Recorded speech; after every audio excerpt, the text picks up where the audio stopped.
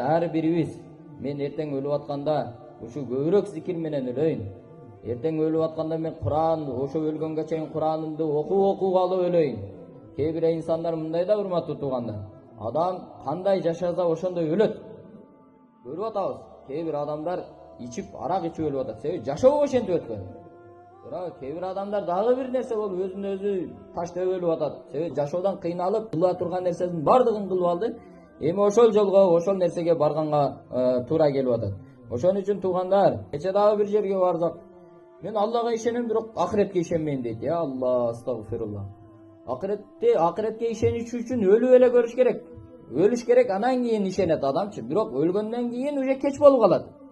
Түшүнүп атабызбы? Ошого урматтуу туугандар, өлгөндөн кийинки жашоо бул сөзсүз бар нерсе, хак нерсе бул. Өлүмдөн кийинки жашоо бар нерсе, урматтуу туугандар.